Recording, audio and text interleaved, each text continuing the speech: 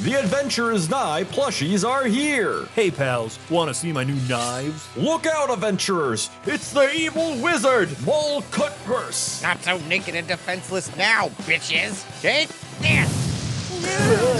He's tough, but we can beat him with the power of friendship. And violence! Each comes with their own weapon with action magnets in their weapon in hand for action holding power! Mull this over. Oh, Victor, my trusty henchman. I need help. Wait, I don't have a henchman. But you do have a shit perception score. Crikey. Adventure is Nigh plushies with action magnetic weapons, each sold separately or as a bundle from Second Wind. No assembly required, batteries are pointless, must be 21 or older to purchase a drink from Buka. Adventure is Nigh plushies do not move on their own. If they do, call a priest. Ask your parents' permission before nothing. For a grown-ass adult, you can make their own decisions. The Adventure is Nigh Club is not responsible for any injuries sustained while adventuring. Stop me if any of this sounds familiar. A 13-year-old girl, provoked by the death of her father at the hands of a murderous wanderer, sets out to hire a bounty hunter to bring her satisfaction. Instead, she finds a disillusioned drunkard who is perhaps more of a hero than they initially let on. The pair set off on an expedition across the wilderness in pursuit of justice. This is the plot of Craig Gillespie's Supergirl, which opened in theaters this past weekend. It is also the plot of Charles Portis's 1968 novel True Grit, which has been adapted for screen twice, once as a vehicle for John Wayne a year after it was published, and then again in 2010, starring Jeff Bridges. It is one of the defining classics of the Western genre. This is no surprise. Supergirl is very heavily influenced by Tom King and Bilky Evely's Supergirl Woman of Tomorrow, a miniseries that was explicitly influenced by True Grit. I was just 14 years of age when a coward by the name of Tom Chaney shot my father down and robbed him of his life and his horse and 2 California gold pieces that he carried in his trouser band. As director, Craig Gillespie and star Millie Alcock concede. For me, it was True Grit. Yeah. One of King's magic tricks as a writer is building these miniseries around familiar and classic American cinema. His Rorschach is riffing on Citizen Kane. His Superman Up in the Sky is very clearly The Searchers. His Danger Street is doing Fargo. Even his extended Batman run includes storylines that are homages to 12 Angry Men and It's a Wonderful Life. This is part of what makes King's work so interesting. At a time when it can feel like so many modern comic books are effectively comics about comics, and so many modern superhero films are comic book movies about comic book movies, King makes a point to situate the comic book medium in general, and the superhero genre in particular, in the larger context of American popular culture. This, by the way, used to be the norm. Will Eisner was heavily influenced by film and animation in his work on The Spirit in the 1940s. Frank Miller, who was heavily influenced by Eisner, would go so far as to include actual cuttings of film stock in his own comic book work. And many Golden Age comics, including Batman, were heavily influenced by German Expressionism. The Joker was inspired by Conrad Veidt in The Man Who Laughs. This willingness to draw from outside material rather than making comic books about comic books or comic book movies about comic book movies is part of what helps prevent the genre from, to paraphrase author Grant Morrison, turning inwards and going septic like a toenail. As such, it's worth talking about how much Supergirl owes to True Grit, and what that relationship tells us about the movie and the larger context of the superhero genre at the moment. So this week we're going to talk about that. We're going to talk about how Supergirl borrows so much of its storytelling from westerns and the broader context of how superhero movies and westerns overlap, how Supergirl filters the conventions of the classical western through a morbid apocalyptic lens, and what Supergirl has to say about the state of the genre and the larger world through the juxtaposition. As ever, when talking about a movie that the internet is up in arms about, it's worth noting here that this is not a review show. I'm not going to get angry and shouty about the big superhero movie, because there are so many other people who do the anger and the shouting and the ranting much better than I can. I'm just going to actually engage with it as it is. Still, this will involve talking about Supergirl in its entirety, so consider yourself warned. But with that out of the way, let's get up, and away.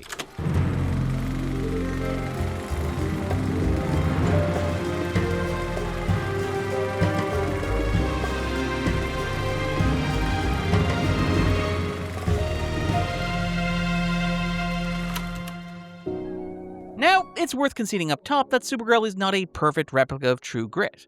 The film makes a couple of changes to the basic structure of True Grit. It is set in outer space rather than the Wild West. Krem is not just a drifting murderer, but the leader of a band of interstellar pirates. Ruthie does not just lose her father, but also her brother and her mother as well. And instead of hiring a drunken, disillusioned bounty hunter named Rooster Cogburn, Ruthie travels alongside a drunken, disillusioned superhero, Kara Zor-El, also known as Supergirl. Supergirl makes concessions to the demands of modern blockbusters, but they are often the weakest parts of the film. It is, for example, less willing to trust Ruthie to carry the narrative than True Grit is to let Matty Ross take center stage, which, in the Coens adaptation, led to one of the finest performances by a teenager in the entire history of cinema. I've just come from Yale County. We have no rodeo clowns in Yale County. If you take one thing away from this video, it's that you should probably watch the Coen brothers' True Grit if you haven't already. Supergirl is at its worst when doing what a superhero film is all but expected to do, as at the big bombastic climax in which Kara destroys the pirate's ship, leading to a final fight in a big gray-brown CGI void. It's just empty CGI nonsense like the third acts of so many of these movies, populated by rubber CGI figures in unreal and uncanny environments. It stands in marked contrast to Supergirl's earlier use of physical sets and practical makeup, which was honestly a little charming. To give the action in Supergirl just a little bit of credit, there is a germ of an interesting idea in the moments when the camera chooses to focus on Ruthie in key action beats, capturing the experience of what it must be like to see somebody like Kara in action. But Supergirl lacks the courage of its convictions, and inevitably the movie trends towards standard, modern, blockbuster, computer-generated nonsense. Even in those moments when the film does make an actual choice to remain focused on Ruthie, most obviously at the climax in the midst of the aforementioned brown-grey CGI sludge. In contrast, the film is at its most interesting when it is very consciously riffing on the language and the conventions of the classic Western story. Early on in their adventure, the space bus that Kara and Ruthie are traveling on is attacked by a bunch of scavengers, effectively a science fiction twist on the classic stagecoach robbery. Later, it is revealed that Krem is taking women from various outposts, riffing on another cliché of the classic Western, typified by the Searchers, but with a cinematic lineage dating back to kidnapping by Indians in 1899. Which, fun fact, despite being shot in Blackburn, England, is widely regarded as the first dramatic Western. Hell, the film even features a saloon brawl, with a band playing in the background. Keep playing. Also, the climax features Krem quite literally lassoing Ruthie, and more broadly, this is a film of deserts, plains, outposts, and saloons. There are more specific references. Early in the movie, when Ruthie claims that Krem deserves to die for what he did to her family, Kara gets her own riff on this iconic Clint Eastwood line. Deserves got nothing to do with it. At the climax, Ruthie is captured by Krem when she stumbles across a brigand washing in a body of water, a direct lift from True Grit. On the backwater planet of Bilky, named for artist Bilky Evely, Kara and Ruthie even come across their own drunken and unreliable bounty hunter, the Khazarnian Lobo.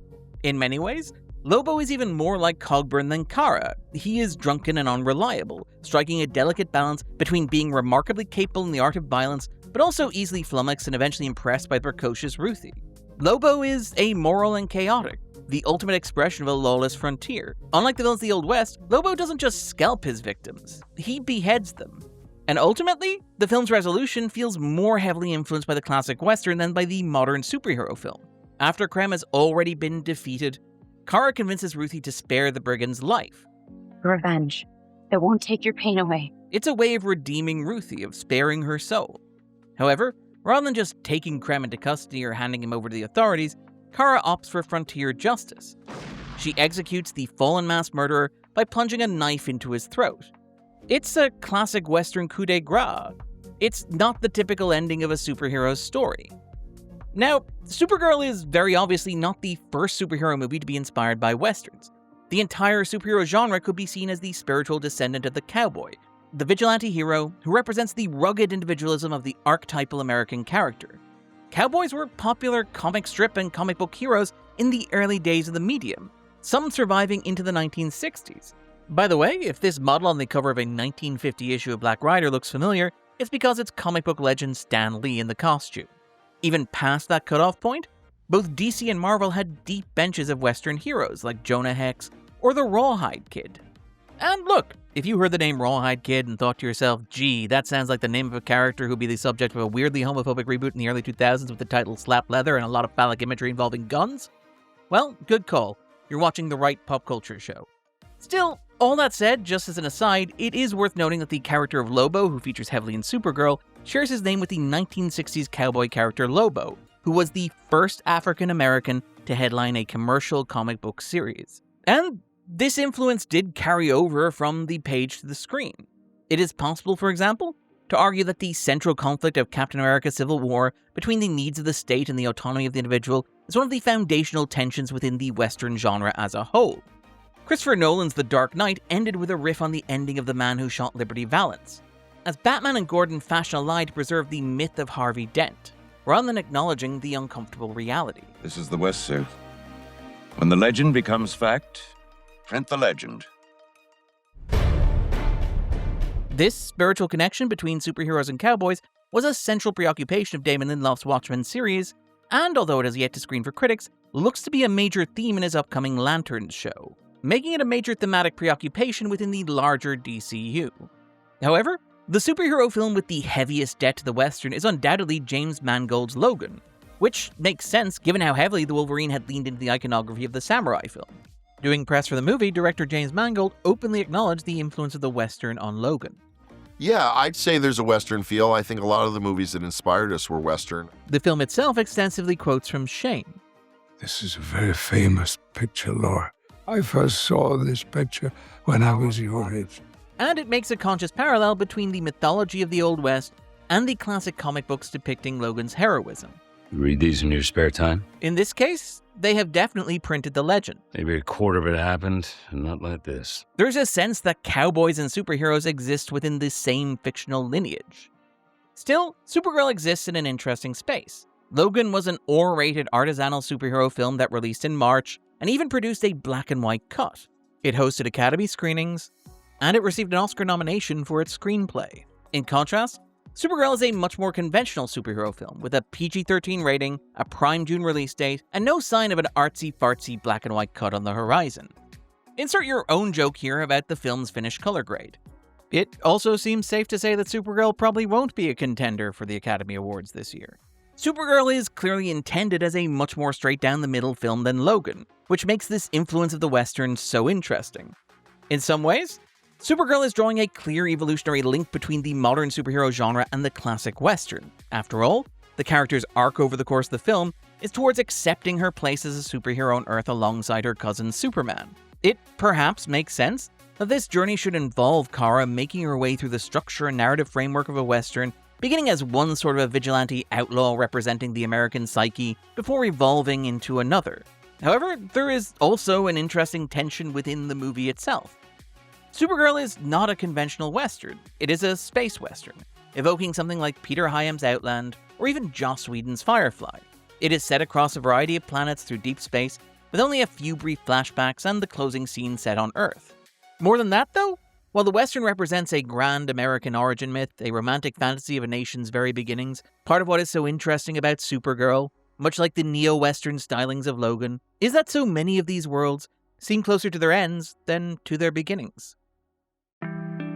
One of the more interesting aspects of Supergirl is how surprisingly, and how committedly, morbid it is. This is, after all, a film that opens with the murder of a family and the burning of a homestead. As soon as Kara and Ruthie get on board their space bus, they find themselves targeted by scavengers who would more than likely leave the ship and its passengers to die in the vacuum of space. To escape them, Kara flies through a field of debris implied to be the pirates' previous victims. It is a graveyard, and it's not the only graveyard featured in the film. Supergirl is populated by characters who seem constantly on the cusp of death. The brigands and the scavengers both seem to be techno-augmented, their organic flesh rotting and decaying. The brigands are explicitly a dying species, harvesting women from across the cosmos, including irradiated wastelands, to perpetuate themselves for one generation more. As if to underscore this point, Krem murders multiple children over the course of the film. Supergirl is populated by dead and dying worlds. Barrington, a relic of Silver Age Superman continuity dating back to 1962, is an irradiated wasteland in the orbit of a toxic green sun. Lobo is the sole survivor of a genocide that he perpetrated himself, and he wears a grenade around his neck. Bilky is a rotting planet living in the ruins of some past atomic war. This is a dead and dying universe, one that seems to be unraveling and decaying in real time. After failing to stop Krem on Bilky, Kara flies into orbit to expel a scream and a tear, to an indifferent universe where the sound of suffering cannot travel. And then there's Kara herself. Superman is obviously the last son of Krypton, the survivor of a planetary catastrophe who carries the memory of that with him. Except, of course, in James Gunn's recent retelling of Superman's origin, where it turns out that Superman's biological parents are actually living validation of great replacement theory. Take as many wives as you can, so your genes and Krypton's might and legacy will live on in this new frontier. And Krypton's not sending us their best. Lord over the planet as the last son of Krypton. But you know what? Let's just speak about Superman in the abstract, and let's go back to using footage from the Donner movies.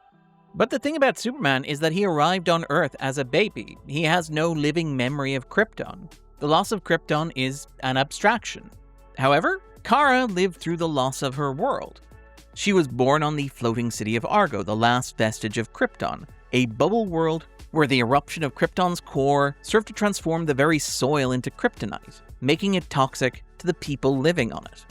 In a particularly evocative image, the reflecting pools outside a tall obelisk-style monument to the state's great achievements have turned green as a metaphorical expression of the symbolic rot that's taken root in the foundation of their society. That's just an image that stuck with me for some reason. I have absolutely no idea why. No idea at all. Like Krypton, Argo was dying.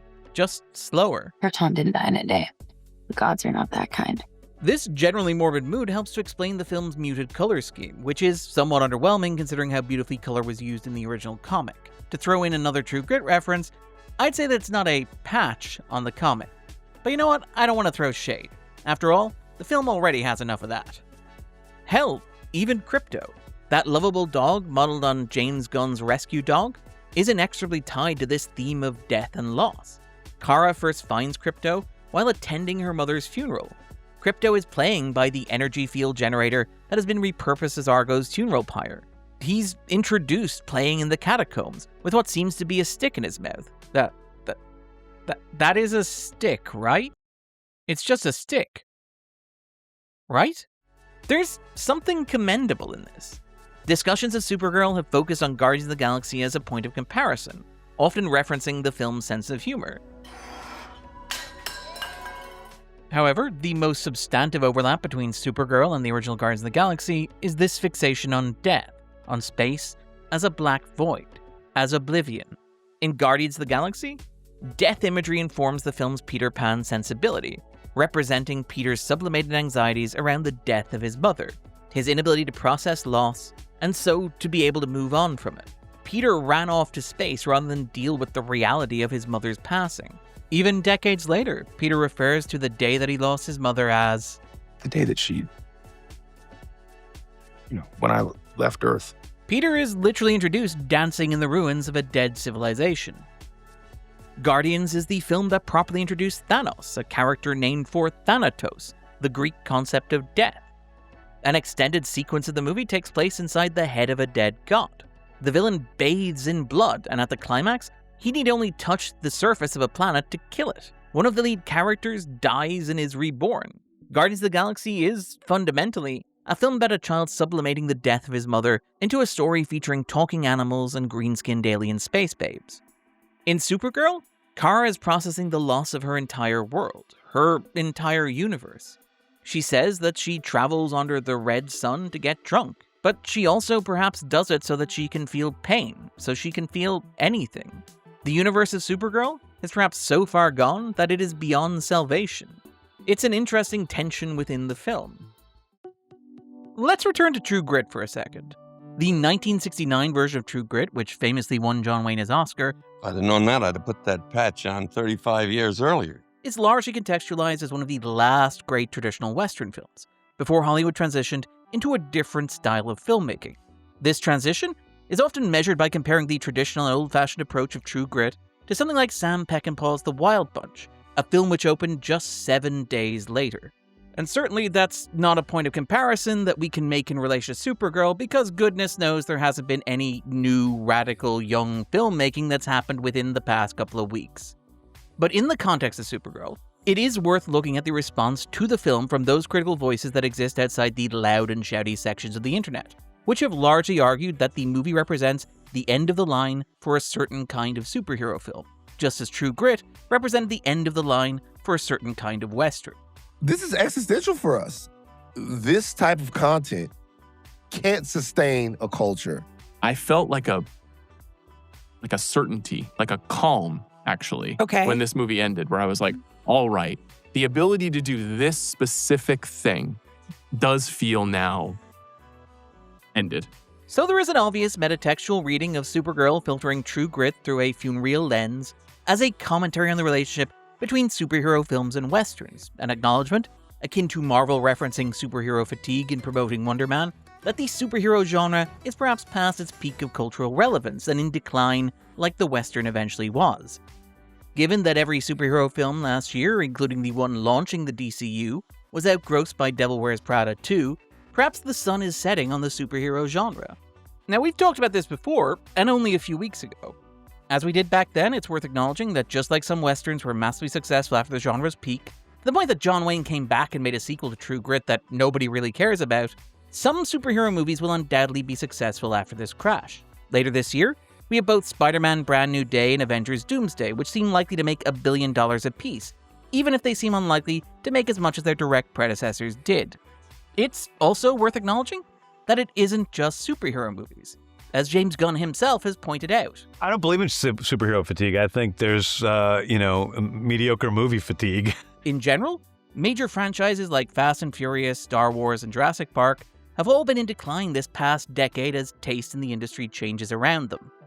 To tie off another bow that we set up in the first act of this video, it's worth pausing here to talk a little bit about director Craig Gillespie. And before we do that, we're going to talk a little bit about James Mangold. We mentioned Logan in the context of superhero westerns. That film was directed by James Mangold, who largely agrees with Gunn in diagnosing the industry's current problems. I feel like we've gotten to a point in the last 5-6 years where whether it's comic book movies or just the general summer pictures, they're just so predictable and empty and loud and expensive. And they just have come to kind of symbolize to me a kind of waste.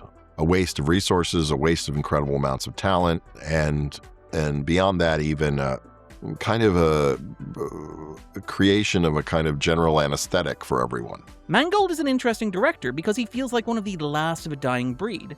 One of the last solid, respectable, mid-tier, mid-level, mid-budget directors to have a stable career within the Hollywood studio system.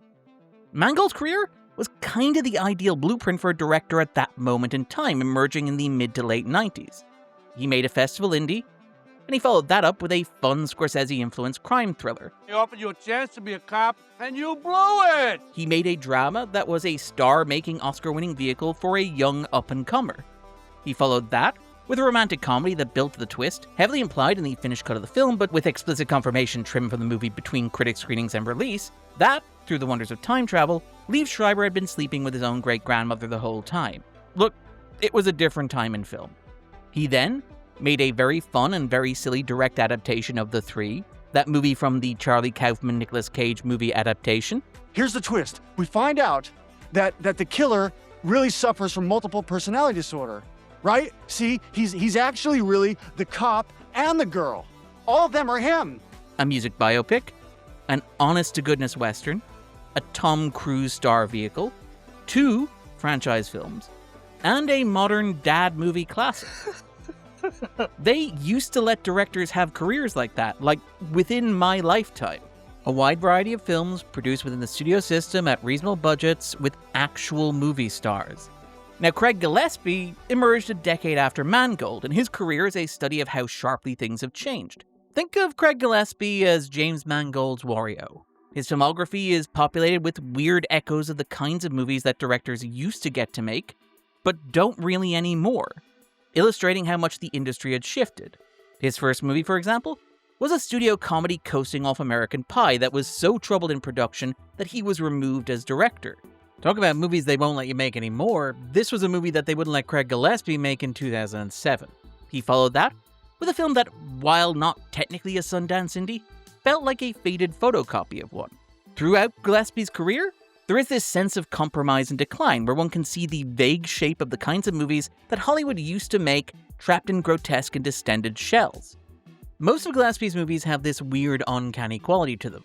like Hollywood is desperately and clumsily trying to remember the kinds of movies that it was making easily just a decade earlier. So he made a fun, schlocky vampire movie.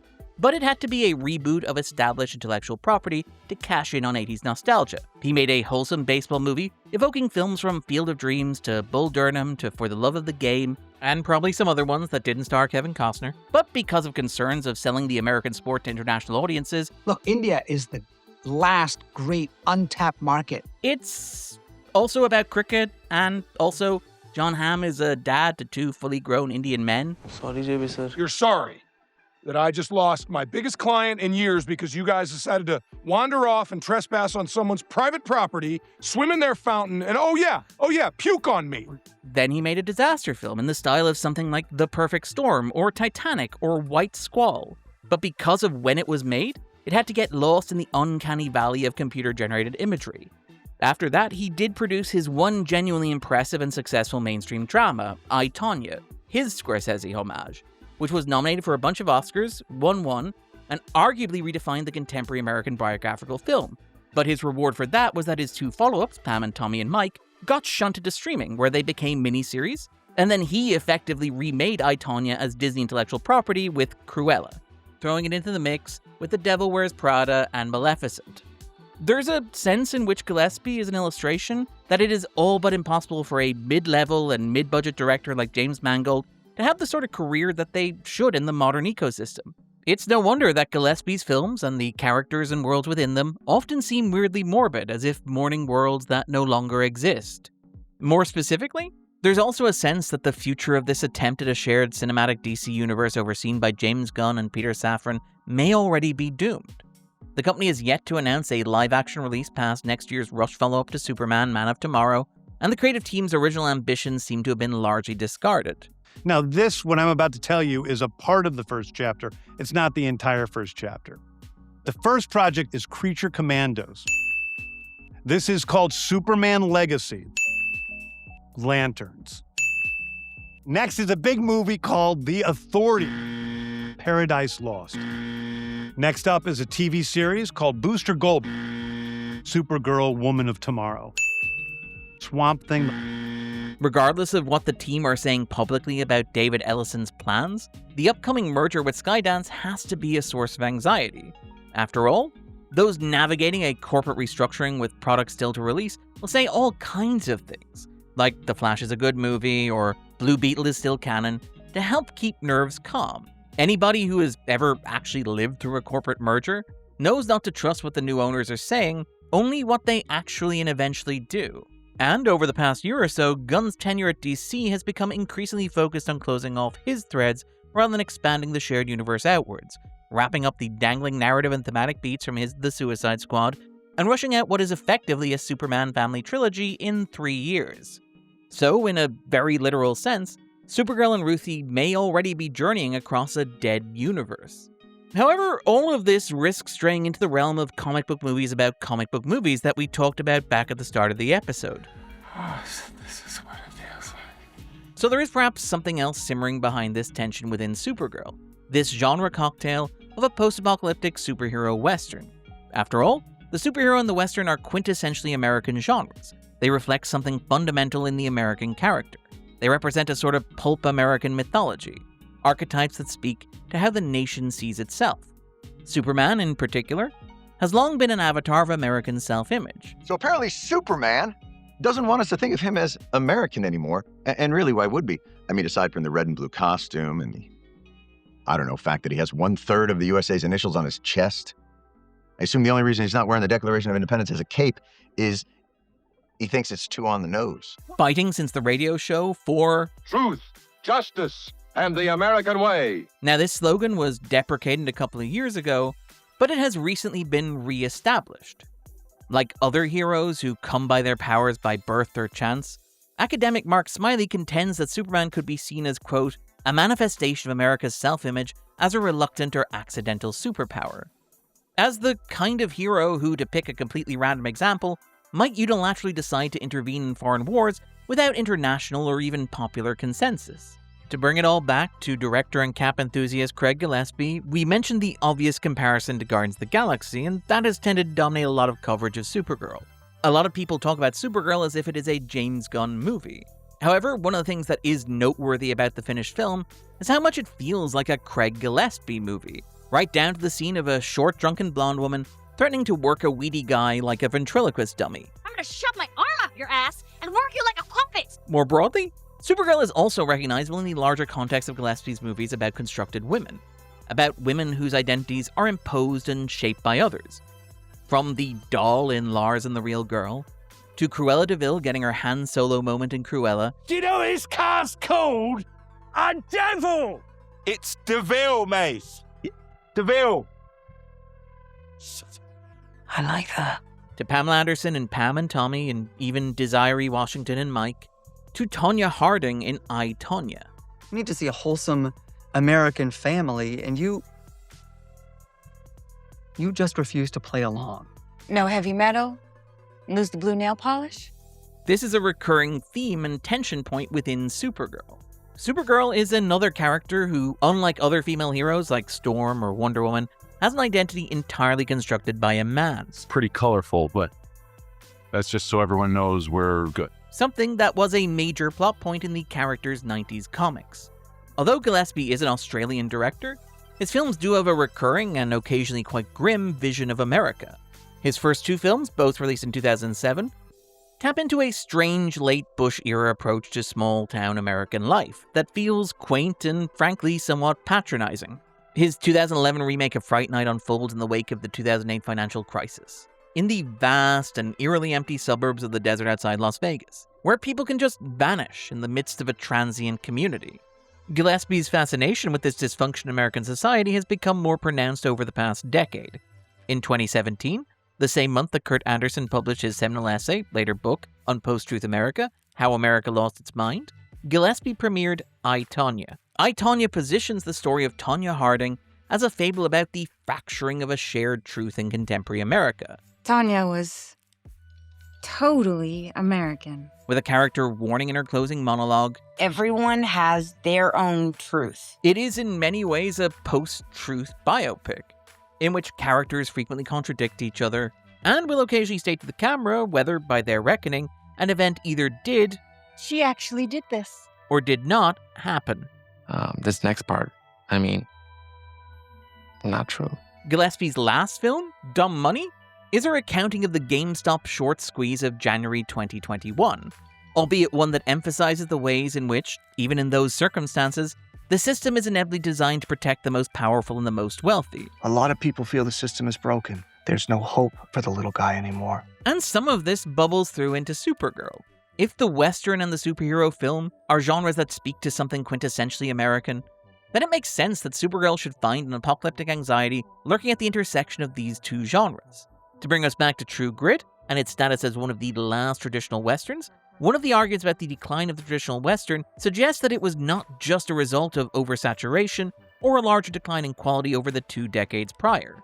It was, perhaps, also a reflection of American self-image. The novel True Grit was published in 1968, the year that Robert Kennedy and Martin Luther King were assassinated, as American cities descended into anarchy, as the Vietnam War escalated, and as Nixon seized the White House. There was a sense that perhaps even the fantasy of the America represented by the cowboy was no longer sustainable at a time of decay and decline.